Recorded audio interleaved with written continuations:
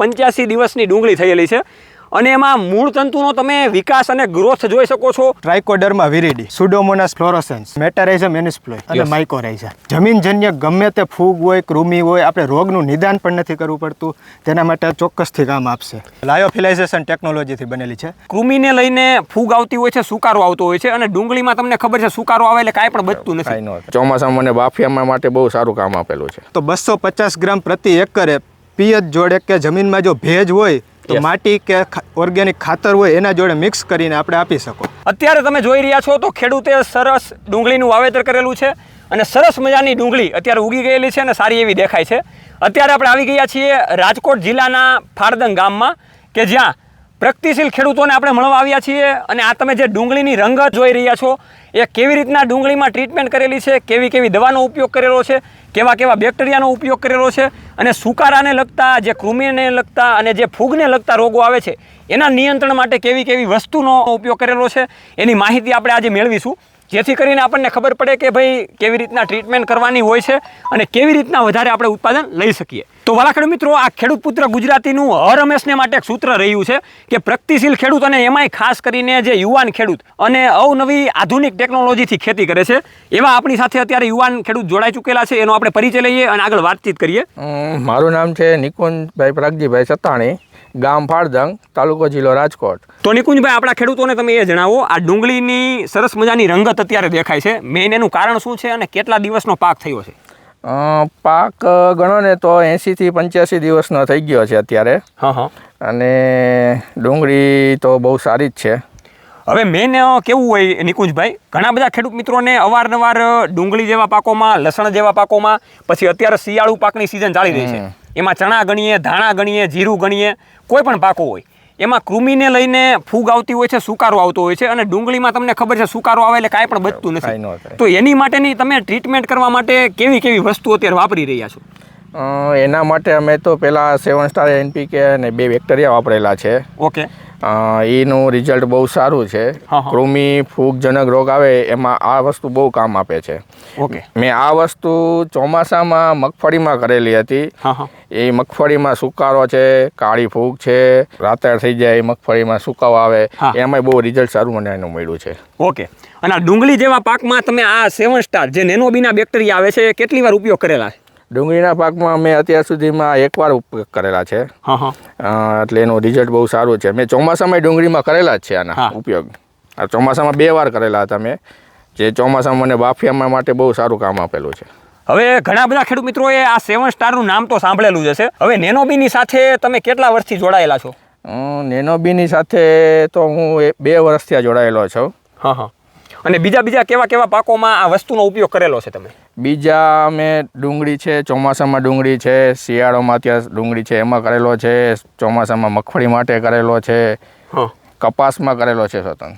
અને બીજી ઘણી બધી વસ્તુની સામે આ તમે જે વસ્તુ વાપરો છો 7 સ્ટાર, એટલે જમીનમાં જે કાંઈ પણ સ્ટાર હોય એ ઉદ્ભવવાના તો છે જ. તો બીજા ખેડૂતોને તમે કેવો વિચાર આપશો કે જેથી કરીને બીજા ખેડૂત મિત્રો આ 7 સ્ટાર સાથે જોડાય અને પોતાની ખેતીમાં જે કાંઈ પણ પ્રશ્નો આવે છે એનું આસાનીથી એ નિકાલ કરી શકે? ખેડૂતોને તો અત્યારે શું પ્રશ્ન હોય કે ઉત્પાદન ઓછું આવે છે, અને ઉત્પાદન ઓછું આવે અત્યારે ટેકનોલોજી પ્રમાણે બધી વસ્તુ સાથે ચાલવું પડે. યસ. તો તમે અત્યારે જે નવી વસ્તુ હોય એનું એકવાર ટ્રાય કરીને ઉત્પાદનમાં ને એમાં ને બીજામાં ઘણો ડિફરન્સ આવે છે, એ તમે જોઈ શકો છો. ઓકે. તો વાલા ખેડૂત મિત્રો, આ 7 સ્ટાર કે જે નેનોબી લઈને આવ્યું છે, હવે ડુંગળી આપણને ઉપરથી તો ખૂબ સારી એવી દેખાય છે. ડુંગળી આપણે ઉપાડીને જોઈએ કે ભાઈ એમાં કેવી રીતના રિઝલ્ટ મળેલું છે આપણે જોઈ લઈએ. તો હું 2-3 ગાંઠ ઉપાડીને તમને બતાવવાની કોશિશ કરીશ. તો ખાસ ખેડૂત મિત્રો, 85 જે રીતના આપણને નિકુંજભાઈ કીધું એ રીતના 85 દિવસની ડુંગળી થયેલી છે અને એમાં મૂળ તંતુનો તમે વિકાસ અને ગ્રોથ જોઈ શકો છો. કોઈ પણ પ્રકારની ફૂગ કે કૃમિ કે કોઈ પણ પ્રકારની કાળી ફૂગ કેવું કંઈ દેખાતું નથી. સુકારાને લગતો પ્રશ્ન તો આમાં આવશે જ નહીં, કેમ કે એના મૂળ તંતુઓ જ એવા પાવરફુલ છે અને એવા રોગપ્રતિકારક શક્તિ સાથે છે. હવે ઘણા બધા ખેડૂત મિત્રોને એમ થતું હોય કે ભાઈ બિયારણ તો ગમે એવું લઈએ છીએ, ડુંગળીમાં આપણને શાઇનિંગ દેખાતી નથી, એનો આપણને કલર દેખાતો નથી. પણ એ તમે જોઈ શકો છો, હું તમને ઉપરની ફોતરી ઉખેડીને દેખાડવાનો પ્રયત્ન કરીશ કે કેવો ગુલાબી કલરનો ગાંઠિયો અત્યારે બંધાતો જાય છે અને બંધાતો રહ્યો છે. એ જોઈ શકો છો. આ બીજો ગાંઠિયો જે દાદાએ આપણને ઉપાડી દીધો એ તમે જોઈ શકો છો.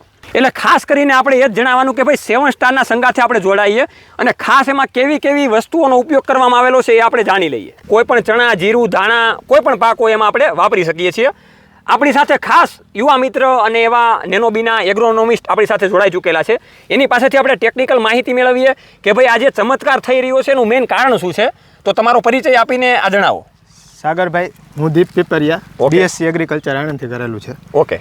જેમ તમે કીધું 7 સ્ટાર, Yes. એમ 7 પ્રકારનામાં બેક્ટેરિયા છે. હા હા પહેલેથી લઈએ તો ટ્રાઇકોડર્મા વિરિડી, હા સુડોમોનાસ ફ્લોરોસેન્સ, યસ ત્રીજું છે મેટારાઇઝમ એનિસ્પ્લોય, હા બેસિલસ સબટિલિસ, ઓકે બેસિલસ અમાઇલોલિક્વિફેસિયન્સ, હા હા પેસિલોમાઇસિસ લિલાસિનસ અને Yes. માઇકોરાઇઝા. ઓકે. આ રીતે 4 પ્રકારની ફૂગ અને 3 પ્રકારના બેક્ટેરિયા કરીને આ 7 પ્રકારના બેક્ટેરિયા એક પ્રોડક્ટની અંદર છે, જે જમીનજન્ય ગમે તે ફૂગ હોય, કૃમિ હોય, આપણે રોગનું નિદાન પણ નથી કરવું પડતું. તેના માટે ચોક્કસથી કામ આપશે. ઓકે. હવે દીપભાઈ, હું તમને ખાસ એ પૂછીશ કે તમારી પાસે અતિ આધુનિક ટેકનોલોજીનો સમન્વય છે, તો એમાં તમે આ કેવી ટેકનોલોજીથી આ બનાવો છો? 7 સ્ટારનું એક મુખ્ય આપણે ટેકનોલોજીની વાત કરીએ તો લાયોફિલાઇઝેશન ટેકનોલોજીથી બનેલી છે. Okay. લાયોફિલાઇઝેશન એટલે નીચા તાપમાને એક સૂકવણીની પ્રક્રિયા છે, જેમાં બેક્ટેરિયાને જ્યારે બેક્ટેરિયાનો બ્રોથ બની જાય હા. ત્યારે એને સૂકવવામાં આવે છે, એ પણ -50 ડિગ્રી તાપમાને, જેનાથી બેક્ટેરિયા સુસુપ્ત અવસ્થામાં વહી જાય. એટલે આપણે બીજી બ્રાન્ડના કે બીજી ગમે તે હોય તો આમાં બેક્ટેરિયાની જે લાઈફ એક્સપેક્ટન્સી હોય Yes. એ ઓછી હોય છે. જેમ આ સુસુપ્ત અવસ્થામાં વયા જાય એટલે લાઈફ એક્સપેક્ટન્સી એની વધી જાય છે, એટલે આનો એક્સપાયરી ડેટ વધી જાય છે અને કાઉન્ટ પૂરતી માત્રામાં મળી રહે. ઓકે.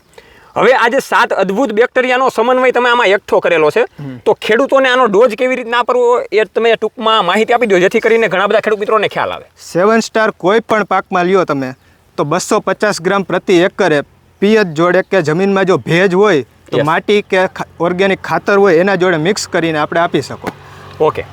તો ખેડૂત મિત્રો, આવી રંગત અને આવી ઉત્પત્તિ સાથે આપણે આ 7 સ્ટારના બેક્ટેરિયા સાથે જોડાઈએ અને ઘણા બધા શિયાળામાં પાક જીરામાં સુકારાને લગતા આવતા હોય અને જીરા જેવો એવો સંવેદનશીલ પાક હોય કે જેમાં આપણે ઘણી બધી હજારોની દવા નાખીએ તો પણ એમાં કાંઈ આપણને રિઝલ્ટ નથી મળતું, કેમ કે સુકારો જેવો લાગી ગયો હોય. તો પહેલેથી આ બેક્ટેરિયાનો ઉપયોગ કરીએ. એની માટે નીચેના જે કંપનીના કોન્ટેક્ટ નંબર આપેલા છે એમાં તમે ડાયરેક્ટ કોલ કરી શકો છો અને તમારા નજીકના એગ્રો સેન્ટરમાંથી કેવી રીતના મળશે અને બીજી કાંઈ પણ તમારે વધારે માહિતી જોતી હોય તો પણ તમને એ નંબરમાંથી માહિતી મળી જશે. આવી રીતના આપણે અવારનવાર ટેકનોલોજીકલ અને ડિજિટલ ખેતીવાડી સાથે અને ખેડૂત મિત્રો સાથે મળતા રહીશું. સુખ દુઃખોની વાતો આપણે કરતા રહીશું. જોતા રહો હરમેશને માટે ખેડૂત પુત્ર ગુજરાતી ખેડૂત મિત્રોની સાથે. જય જવાન જય કિસાન, આ બંને છે આપણા દેશની શાન.